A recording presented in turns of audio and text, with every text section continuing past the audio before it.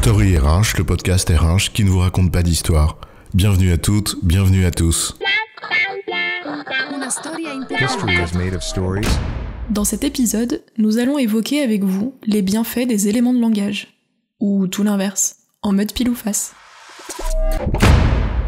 De la petite phrase politique, habilement travaillée par un orfèvre de la punchline pour faire le buzz, aux inventions créatives de l'éducation nationale qui réussit à transformer un ballon de rugby en, je cite, référentiel bondissant à la trajectoire aléatoire. Ça s'invente pas, ça.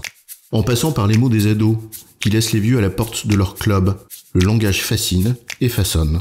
Oui, mais en politique comme en entreprise, on utilise très souvent des éléments de langage pour parler d'une seule et même voix. Ça évite de tenir des discours cacophoniques, surtout en temps de crise, et c'est bien, ou pas. Bref, les éléments de langage, c'est quoi l'histoire ? Crise ou pas crise, un comex ou un codir par exemple dont les messages seraient cacophoniques, c'est certain que c'est pas terrible. Diriger, ça suppose d'être compris. Qu'il s'agisse des orientations stratégiques à venir, comme d'un plan d'action plus immédiat. Et être compris, c'est quand même faire en sorte que tous les destinataires aient bien compris la même chose. Surtout en situation de crise, où il est nécessaire d'éviter encore plus cette cacophonie. Tiens, à Paris, on va confiner 3 semaines, puis tout ouvrir ensuite. Et hop, 3 jours plus tard, on s'oppose au confinement le week-end. Pas sûr que le fond du message soit audible, donc compris. Bien sûr qu'il faut parler à l'unisson, c'est-à-dire jouer la même partition. C'est essentiel en management, et se donner des points de repère dans l'expression de cette partition, c'est utile, oui. Alors en cela, veillez à ce que chaque personne susceptible d'être porteuse d'un message en comprenne la substantifique moelle, et s'accorder sur quelques mots-clés qui aident à forger un discours partagé, cela a du sens, et c'est efficace. Mais jouer à l'unisson, est-ce que ça signifie que tout le monde doit jouer la même note et du même instrument au même moment ? Avoir des éléments de langage pour s'accorder sur le sens des mots, oui. Utiliser les mêmes mots pour désigner les mêmes concepts essentiels, oui, mais attention. Érigé en dogme ou en copie qu'il faudrait respecter à la lettre, le recours aux éléments de langage peut aussi avoir des effets pervers. Goethe disait que, je cite, « Le langage fabrique les gens bien plus que les gens ne fabriquent le langage ». Surtout si les mots employés ne sont pas conformes à la réalité ou édulcorent les choses et donnent par conséquent l'impression à celles et ceux qui les écoutent qu'on les prend pour des cons. Les figures de style de la méiose, de la litote ou de l'euphémisme peuvent vite devenir redoutables en matière d'instruments de manipulation. L'histoire regorge d'expressions de ce type.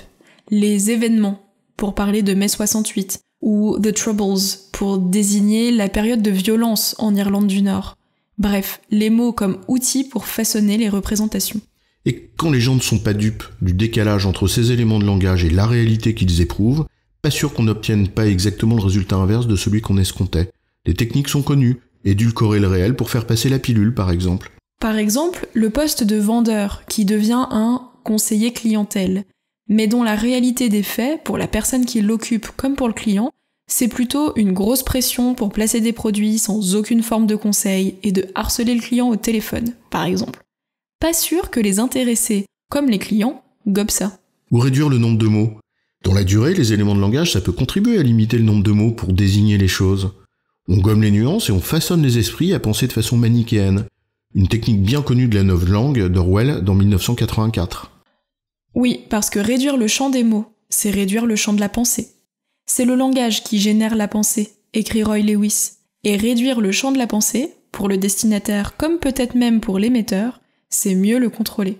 En exagérant le recours aux éléments de langage, on réduit l'autonomie de celles et ceux qui s'expriment, au point d'instrumentaliser leur prise de parole. En poussant plus loin, on nie leur capacité de penser.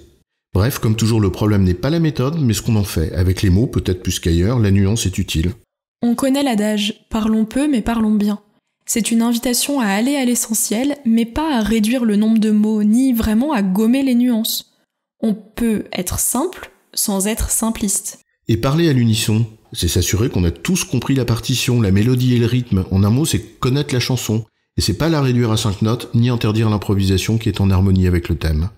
En résumé, les éléments de langage, c'est utile, pour parler d'une même voix. Mais ne pas laisser de place à la liberté d'expression ou travestir le sens des mots, c'est s'exposer à un retour de bâton des destinataires et infantiliser les émetteurs. Une chose donc, et son contraire, en mode pile ou face. J'ai bon, chef ? Oui, tu as bon, mais on va pas en faire toute une histoire. Story RH, le podcast RH qui ne vous raconte pas d'histoire. Retrouvez tous les épisodes sur storyrh.fr.